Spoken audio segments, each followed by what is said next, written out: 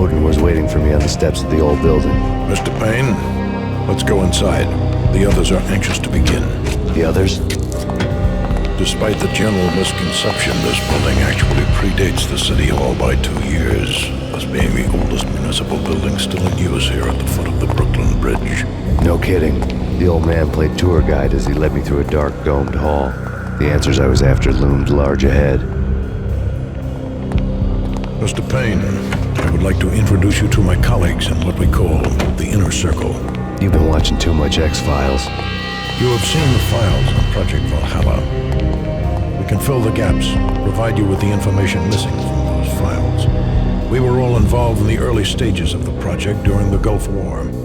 What's the catch? We would very much like to blow this thing wide open, but our hands are tied. Her name is Nicole Horn. She was the key figure in Project Valhalla. When the funding was discontinued, she simply refused to quit. She knew exactly what she had in her hands. Nicole Horn is the president of Acer Corporation. She has more than half the city in her pocket. This must be kept under wraps. If you try to go public with this, we will deny any knowledge. We need you to take her out. Afterwards, we can protect you. Make all the charges go away. That was the cue for the killer suits to kick in the doors and swarm inside.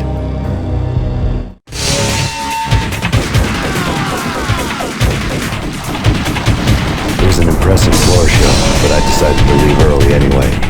It was only a one-story fall. Lucky me.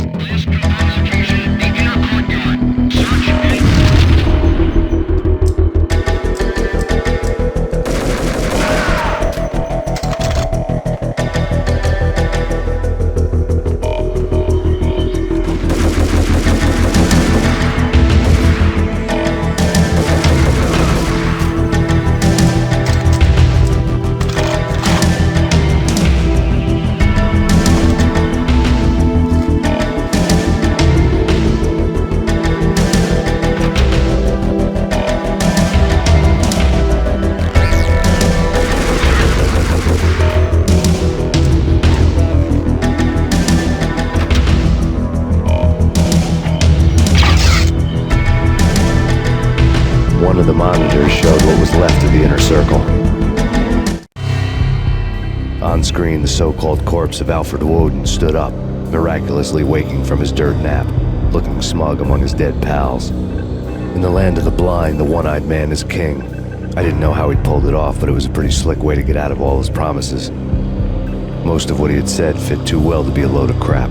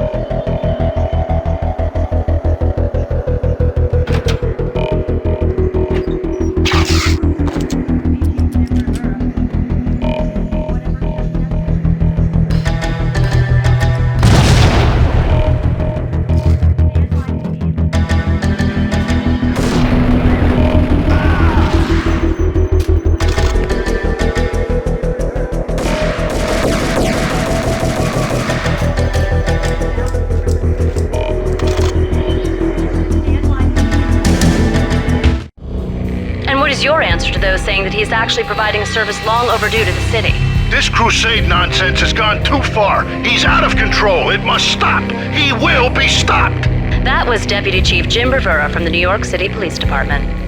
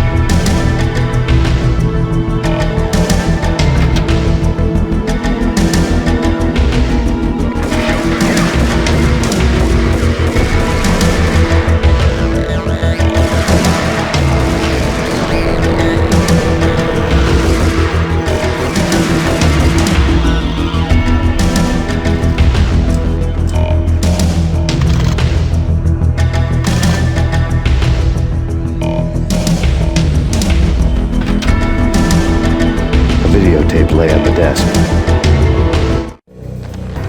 Nicole Horn had blackmailed the inner circle into silence. The tape came with a curt extortion note on a piece of expensive paper. I remembered Candy Dawn taping her clients in action on the side, selling the tapes to the highest bidder. I was sure that kinky sex was nowhere near Alfred Woden's worst sin. But I had a feeling that when this was over, any collateral would come in handy.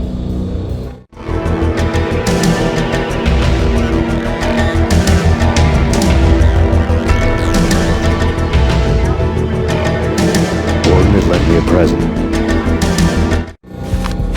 Woden had taken care of my mission preps with military precision. The critical areas in the Acer Corporation headquarters blueprints were circled in red. The president's office was at the top of the building, right below her penthouse suite.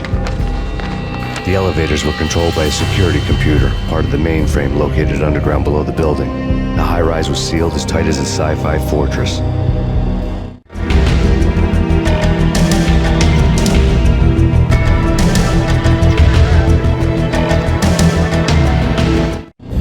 Nothing seems to stop Acer Corporation's phenomenal victory march.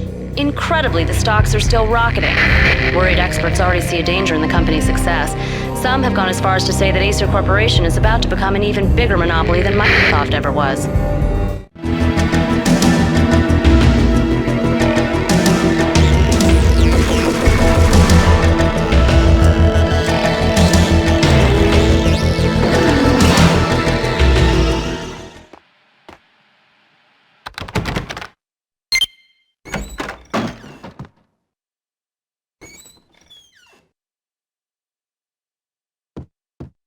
Next, the season finale of The Void. Captain's Log, Development Update 2001. After a brutal flame war, our Verdict's pixel shaders were left out of alignment, and we have been forced to stop to make repairs. This can take some time. The only date our engine officer has seen fit to give is when it's done. Engine room, this is Captain Broussard. Aye, Captain. Scott here. The next generation 3...